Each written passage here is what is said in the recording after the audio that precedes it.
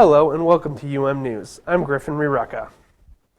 UM and a local company are teaming up at Grizz football games to try to lower DUI rates, which are the third highest in the country. I talked with the co-founder of the DUI prevention company, Think Twice, with the goal of alcohol education. Free blood alcohol tests. These tests use the same breathalyzers the police use. Mackay says his goal is to educate people about blood alcohol levels before they get a DUI. People don't necessarily understand what the legal limit to drive means. 0.08 is the legal limit to drive is very confusing for people. Most people never get the chance to blow into a breathalyzer until they run into a law enforcement officer. Mackay says when people take his test, they will have a better idea for what 0.08 means. After Gabby G took the breathalyzer, she felt it was an awakening experience. But it's good to know that perhaps another few sips would have put me over the line, and I should be hyper aware of that. Another goal of Think Twice is to make blood alcohol testing more available in establishments that serve alcohol. That way they could better monitor alcohol consumption and maybe even take keys away or cut people off. Mackay says DUIs are a risk to both the establishment and the consumer. Our primary focus is to work with bars, restaurants, nightclubs, stadiums. Anybody who sells alcohol to the public has inherently a risk. There's a risk to their business if they break the law, if they overserve somebody, and that individual gets hurt on the way home. The bartender, the bar can be sued. It's called liquor liability. Think Twice currently has their breathalyzers in 8 establishments in Missoula. UM School of Music is getting ready for its annual holiday concert. It's just one of several public performances it gives each year. I attended the Choral Spooktacular to see how the student musicians are giving back to the community. The School of Music has a concert coming up called the 8th Annual Holiday Swing. This will be similar to the Choral Spooktacular and will allow people to get into the Christmas spirit. Choir member Wesley Ruley says the goal of the event is to bring a festive spirit to the community. We're just going to be doing our best to bring some holiday cheer into the crowd, and then I think also going back to choral roots and classical music as well. And I think it'll be a really nice mix of kind of a modern set and a classical set, and I think everyone's going to love it. Ruley tells us what the Halloween event, the Choral Spooktacular, does for audience members. I think it just really brings the community together and we can celebrate together. At the Choral Spooktacular, families showed up with their children in costumes and got an opportunity to trick-or-treat at the end of the event. Audience member Colleen Dunn brought her kids to the event to give them a chance to get into the Halloween spirit. This helped us celebrate Halloween by kind of getting the costumes out of the boxes for the kiddos and just having a spooky good time at the chorus. This event includes music ranging from Renaissance to jazz. UM has opened a new space that brings technology from across campus into a collaborative environment.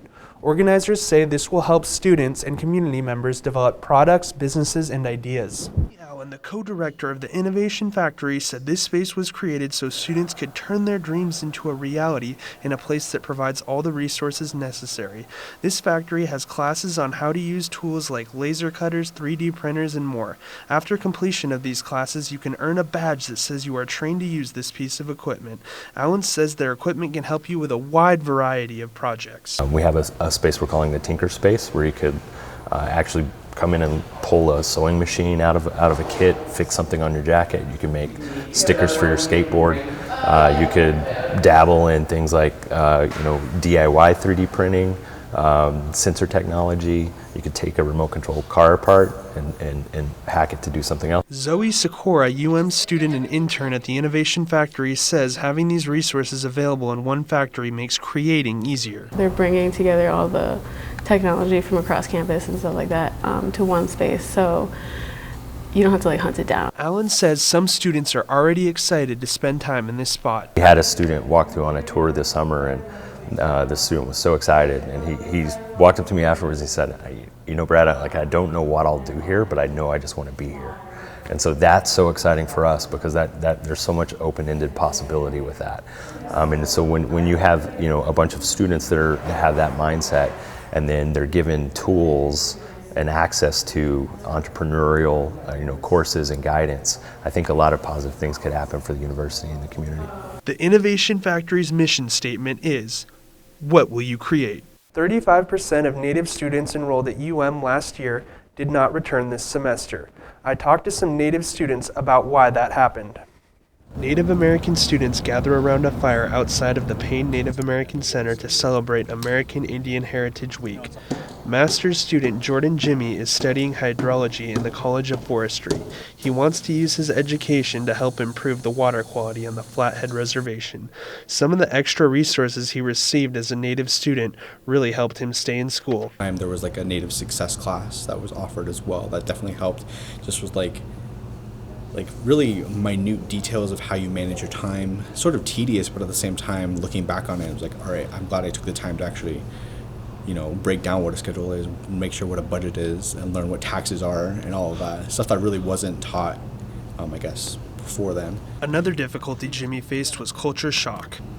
Meeting people that don't necessarily have the same worldviews as me, and at the same time combating stereotypes that are often associated with just being Native. Administrative Associate for Native American Studies Giselle Forrest says this culture shock often causes Native students to take a break from school. We see a lot of students who may come here for that first or second year and experience that shock, go home for a while, and then come back maybe 2 years, up to 5 years, 6 years, however many years later, and then finally finish up. But Forrest says budget cuts are threatening some of the services that help retain Native students, and that's the opposite of what Jimmy says needs to happen.